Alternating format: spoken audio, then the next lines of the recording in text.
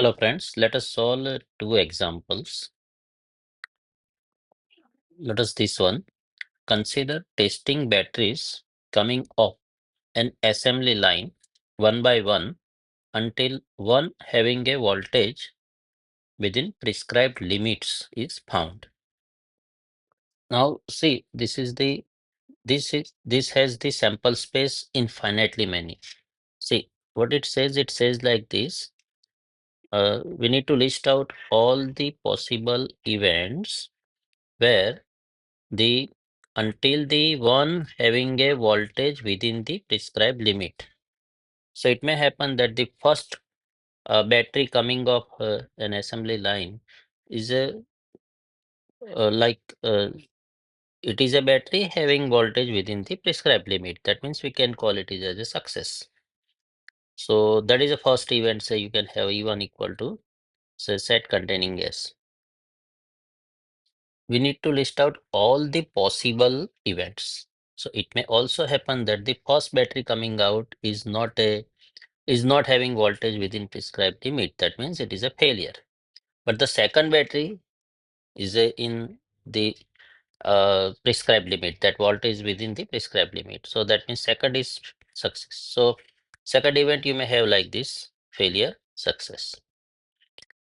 It may happen that first two batteries, first one is not proper, second one is also not proper, but the third one is proper. So you can have the third event is like FFS. Now this continue. Okay. You may also have the question like, say, in that battery, in that assembly line, there may not be, there are definitely finitely many batteries, not having infinitely many batteries.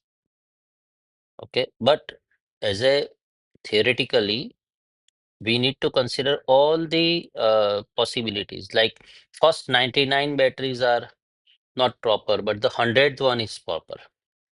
First 999th one not proper, but the 1000th one proper. So we need to list out all the possible things. Though theoretically, though practically, it is not the case. Suppose the probability of any particular battery being satisfactorily is 0.99. So now let us find the probability of each event. Say E1 is the first battery is success. So that probability of E1 is 0.99. Say E2. So first is not success, but second is success. So now the probability of a successful battery coming out from the assembly line is 0.99. That means not proper is 1 minus 0.99, that is 0.01. So P of E2 is not success, that is 0.01, and then after second one is success, so 0.99.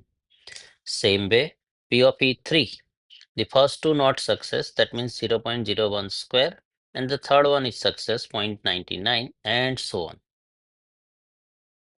So we need to prove that the one axiom earlier we have seen that probability of the whole sample space should be equal to 1. So let us prove that. Is it okay? It means does this uh, is a meaningless or meaningful question? So what is the sample space? This S is not is different from this success. Okay, S is now this is a sample space. Sample space comprising all the events. So E1 union E2 union E3 and so on. One more thing is that all the events are independent. That means there is nothing common between E1, E2, E3 and so on. So P of S is the addition of all the events, probability of all the events addition. So P of E1 plus P of E2 plus P of E3 and so on. We need to prove that P of S is equal to 1 or no. So now let us write the P of E1. P of E1 is 0.99. P of E2 is 0.01 into 0.99. P of E3 is 0.01 square into 0.99 and so on. So we can take 0.99 outside. and remaining is 1 plus 0.01 plus 0.01 square and so on. Now, in our 11, 12 standard, we studied about the geometric series or even the first semester of engineering. That is infinitely many terms of the geometric series like A plus AR plus AR square and so on. And if this ratio is less than 1 in the interval of -1 to 1, say if that ratio is in the interval of -1 to 1, then we can have the exact sum. And that is nothing but the means there are infinitely many terms, but we can have the exact sum as first term upon 1 minus the ratio. Now here the first term is 1.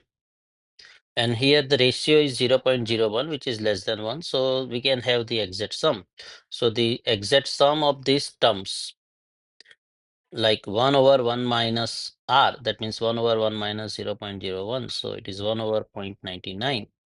And now multiply with 0.99. So 0.99 into 1 over 0.99. So that will nothing but the 1 exactly. So P of S is equal to 1 we have proved.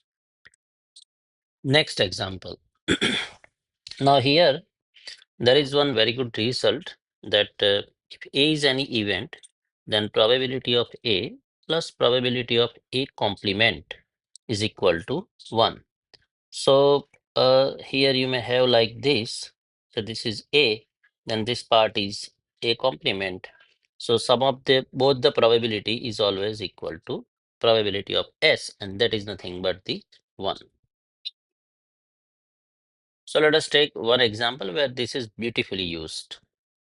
So consider a system of 5 identical components connected in series.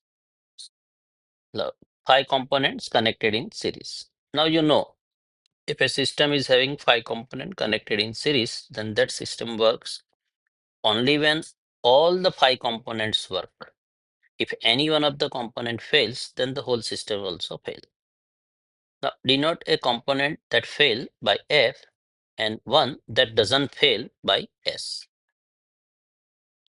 Now let A be the event that the system fails. A be the event that system fails, and we would like to find out the probability of A. So we would like to find out the probability of system fails. Now we know the components are in series. So system fail when at least one of the component fail. So that means we need to find the probability of one component fail, two component fail, three components fail, four components fail, all 5 components fail. And then we need to add, and that is the probability of A. So that has a tremendous amount of labor also.